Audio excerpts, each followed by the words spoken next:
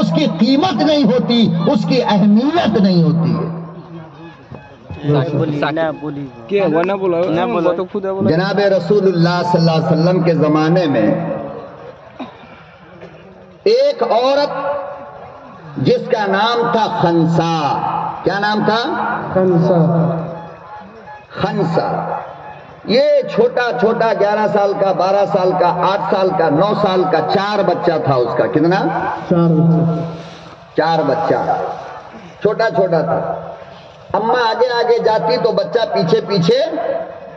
اللہ کے نبی صلی اللہ علیہ وسلم کی نظر پڑ گئی، فرمایا خنسا، یہ پھول جیسے پیارے بچے جن کو آپ اچھا کھلاتی ہو، اچھا پلاتی ہو، اچھا کپڑا پہناتی ہو، آپ کا ارادہ کیا ہے؟ آپ کا ارادہ کیا ہے؟ کیوں اتنی محنت کر رہی ہے؟ ہمارے گھر میں اگر ایک لڑکا پیدا ہو تو ماشاءاللہ ہمارے چہرے پہ ایسا لگتا ہے جیسے کہ گلاب کا پھول کھل گیا ہو۔ نہ دادا خوشی سے پھولے سماتا ہے، نہ بابا خوشی سے پھولے سماتا ہے، نہ اماں خوشی سے پھولے سماتی ہے، اور دادی بیچاری بڑھیا زہر کی پڑیا پورے گاؤں میں ہنگامہ کرے گی۔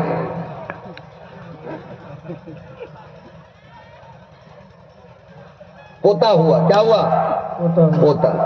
اور بھولے بھٹکے اگر بیٹی ہو گئی نا، باپ کا منہ بھی لنگور کی طرح لٹک جائے گا، اور ماں کا چہرہ بھی چھچھندر کے جیسا ہو جائے گا، اور دادا کا تو لگے گا جیسے اسرائیل ابھی روح نکالنے کے لیے آ رہا ہے، اور دادی کا تو پتہ ہی نہیں ملے گا کھیت میں ہے کہ کھلیان میں۔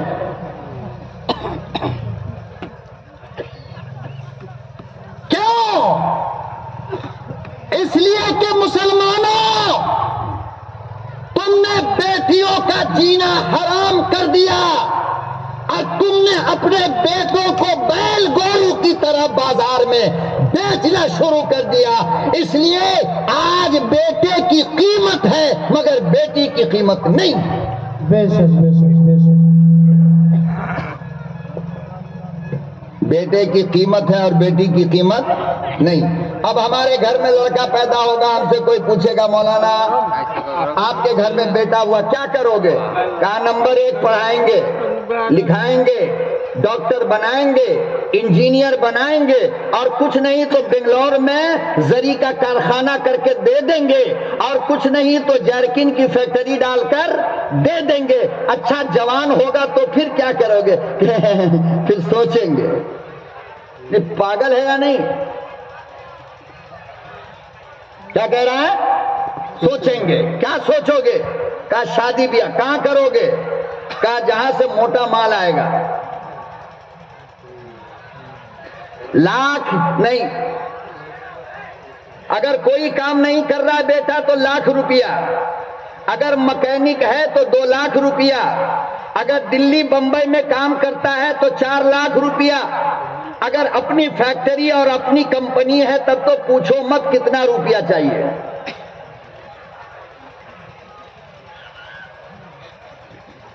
کیا یہ سچ ہے؟ جی جی یہی سچ ہے نا؟ جی سچ ہے۔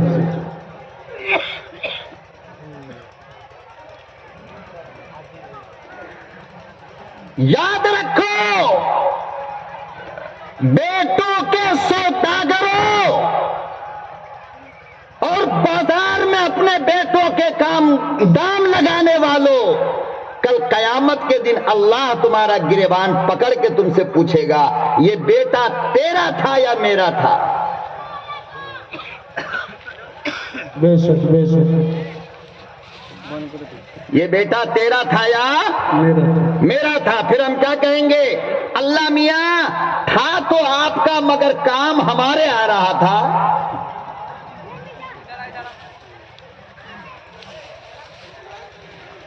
آج تمہاری اس بدماشی نے، تمہاری شرارت نے اور تمہارے اس ظالمانہ حرکت نے اللہ کی قسم لاکھوں بیٹیوں کو پھانسی پہ چڑھا کر چھوڑ دیا ہے۔ آج جب گھر میں بیٹی جوان ہوتی ہے اور اس کا باپ جاتا ہے جھمٹا ارریا لڑکا کھوجنے کے لیے شام کو تھکا تھکایا جب گھر آتا ہے، بیٹی بیچاری اندر بیٹھی کام کر رہی ہے، اماں باہر آ کر باپ سے پوچھتی ہے کوئی لڑکا ملا؟ تو باپ روتا ہوا کہتا ہے ملا تو بہت مگر اتنا مانگ رہا ہے کہ ہمارے پاس پیسے نہیں ہیں۔ بیچارہ ٹوٹو چلا کر کے شام تک 100 روپیہ لانے والا بھلا اپنی بیٹی کے لیے 8-10 لاکھ روپیہ لائے گا کہاں سے؟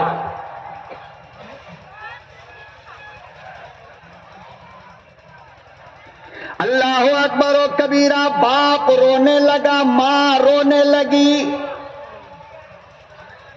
وہ جوان بیٹی اپنے مکان کے اندر بیٹھی سوچنے لگی میرے باپ کے آنسو اس لیے گرے کہ میں جوان ہو گئی، میری اماں اس لیے رو رہی ہے کہ میں جوان ہو گئی۔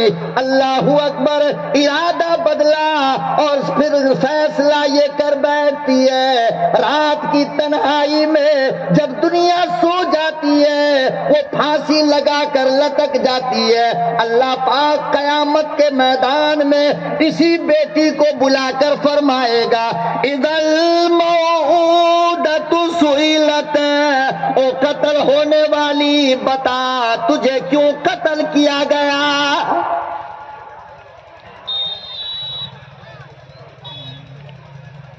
تیرا قصور کیا تھا؟ تیرا جرم کیا تھا؟ تیرا قصور کیا تھا؟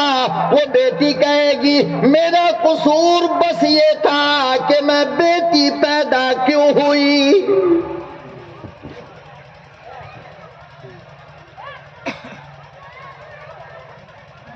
میرا جرم یہ تھا میں بیٹی پیدا کیوں ہوئی، میرا قصور یہ تھا میں جوان کیوں ہوئی۔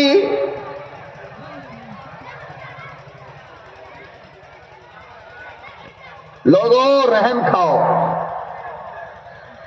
یہ بیٹا تمہارا نہیں ہے، یہ اللہ کی امانت ہے۔ کس کی؟ اللہ کی۔ اس کی تجارت مت کرو، اس کا سودا مت کرو۔ لکھنؤ کے اندر ایک شاعر گزرا ہے، یہ آواز کم کر دیا ہے کیا مسئلہ ہے؟ سویا ہوا بڑھا دیجیے۔ ایک شاعر گزرا ہے جس کا نام تھا فانی بدایونی، جوان لڑکی تھی اس کے پاس اور بڑا پیسہ والا تھا مولانا، بڑے دھوم دھام سے شادی کیا اپنی بیٹی کا، اور لکھا ہے کہ دنیا کی کوئی نعمت ایسی، دنیا کی کوئی نعمت ایسی نہیں جو اس نے اپنی بیٹی کو جہیز میں نہ دیا ہو۔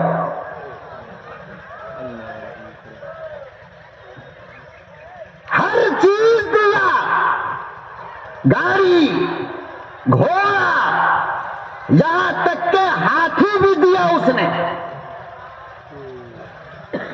اپنی بیٹی کو جہیز میں۔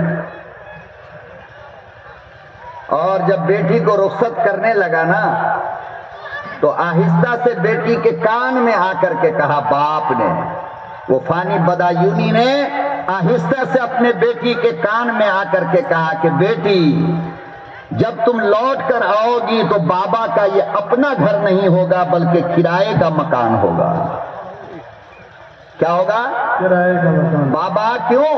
کہا اس لیے بیٹی کہ تمہارے شادی کے جہیز کے لیے میں نے اپنا گھر بیچ دیا ہے، اپنا گھر بیچ دیا۔ کتنی مصیبت سے سود لے کر، قرض لے کر ایک باپ اپنی بیٹی کے ہاتھ میں مہندی لگاتا ہے، ایک باپ روتے ہوئے کلیجے سے اپنی بیٹی کو سینے سے لگا کر رخصت کرتا ہے۔ لیکن او بیٹیوں کے باپ والوں، اگر تم یہاں بیٹھے ہو تو بتاؤ جب دوسرے دن تمہاری بیٹی کے سسرال سے کوئی غلط خبر آئے تو تمہارے دل پہ کیا گزرتی ہے؟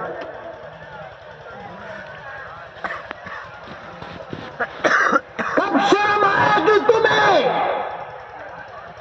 کب تم اللہ سے ڈرو گے؟ کب تم ان بیٹیوں پہ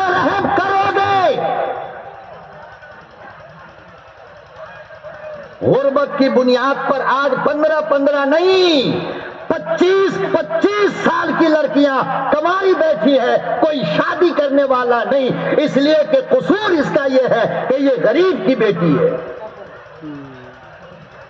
ہر کسی کو چاہیے سور کا موٹا لقمہ، کتے کا گوشت چاہیے ہر کسی کو۔ تو آج بیٹی ہماری گھر کے اندر بیٹھی ہوئی، آج اس کا ہاتھ پکڑنے والا کوئی نہیں ہے۔ فانی بدایونی نے اپنی بیٹی کو جہیز میں دنیا کی ہر چیز دیا، اور یہاں پر جتنے بیٹی کے باپ بیٹھے ہیں جنہوں نے اپنی بیٹیوں کی شادی کر دیا، وہ قسم کھا کر کے کہے کہ اس نے اپنے حساب سے اپنی بیٹی کو دینے میں کوئی کمی کیا؟ ارے اس میں کوئی بیٹی کی شادی نہیں کیا ہے، یہ جتنے لوگ بیٹھے اس میں کوئی نہیں، کوئی کمی کیا آپ نے؟ اپنی طاقت سے زیادہ دیا نہیں دیا، صرف کس لیے کہ میری بیٹی کو سسرال میں کوئی تکلیف نہ دے، جہیز کا تانا دے کر کے نہ کہے تیرا باپ فقیر تھا۔ کمینہ کو سائیکل چھوڑ کر کے دوسری گاڑی نہیں ملی زندگی میں، دیکھنے کو نہیں ملتا تھا، اور شادی کیا تو پلسر لیا۔ کیا لیا؟ پلسر۔ اب پلسر لینے کو تو لے لیا، لیکن مجھوسا کے جیب میں اتنا پیسہ نہیں ہے کہ پیٹرول ڈالے۔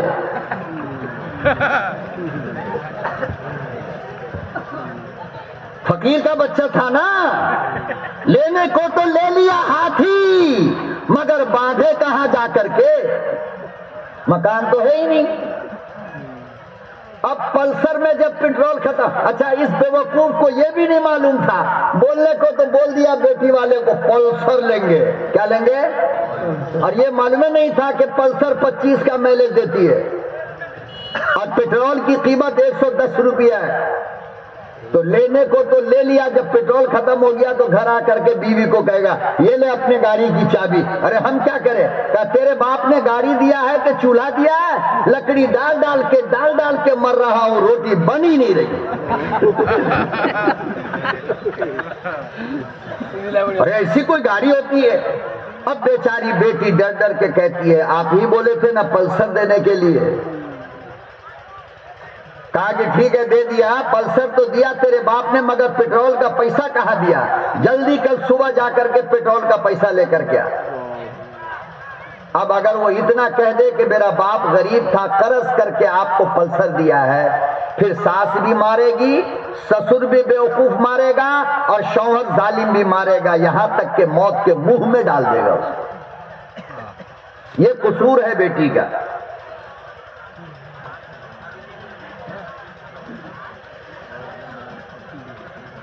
فانی بدایونی نے تمام چیزیں جہیز میں اپنی بیٹی کے نام دیا۔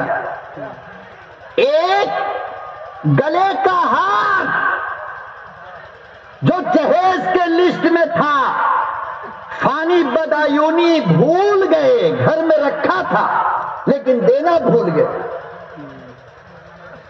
شادی میں ہوتا ہے نا کوئی چیز بھول جاتا ہے آدمی، بھولتا ہے یا نہیں بھولتا بھائی؟ اب بیٹی والا اس لیے بھولتا ہے بیچارہ کہ غم میں ڈوبا ہوتا ہے کہ آج میرے گھر کی لاڈلی جا رہی ہے جسے بچپن سے لے کر کے آج تک میں نے پالا پیار و محبت سے۔ تو اس لیے کیا ہے، گھبراتا ہے۔ ماں باپ، ماں کو بار بار اپنا وہ 2 سال کا دودھ یاد آتا ہے جو اپنی بٹیا کو انہوں نے اپنے سینے سے لگا کر پلایا تھا، تو رونے لگتی ہے۔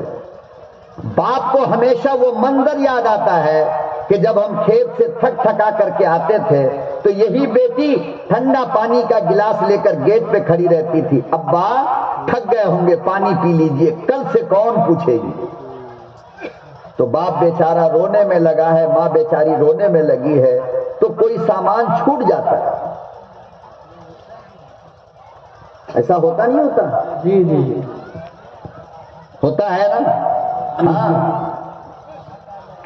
فانی بدایونی نے تمام چیزیں اپنی بیٹی کو دے دیا، مگر گلے کا ایک ہار گھر کے اندر رکھا رہا. ارے ظالموں اتنا دیا کہ بیٹی کو دینے کے لیے اپنا گھر بھی بیچ دیا. اب اس سے زیادہ کوئی باپ کیا دے سکتا ہے؟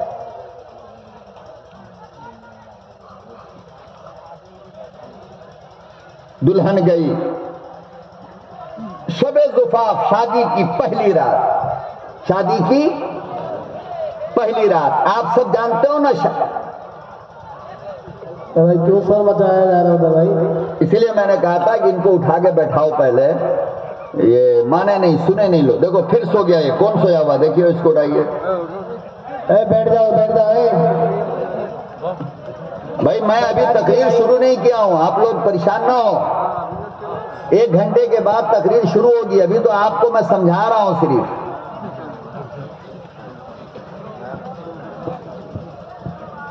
توجہ میری طرف دیکھیے آپ حضرات.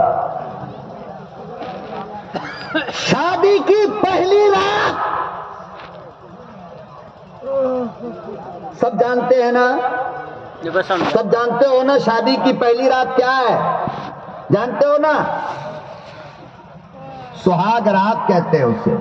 اللہ کے نبی صلی اللہ علیہ وسلم نے فرمایا کہ جو مردہ نیک ہوتا ہے، جنتی ہوتا ہے، تو قبر میں فرشتے سوال و جواب کے بعد اس کو کہتے ہیں کہ تم سو جاؤ اس طرح جیسے کہ شادی کے پہلی رات کی دلہن سوتی ہے، اور شوہر کے سوا اس کو کوئی جگاتا نہیں. اسی طرح اللہ کے سوا تم کو کوئی جگائے گا. ارے بولو نا یار، کیوں تھک گئے کیا؟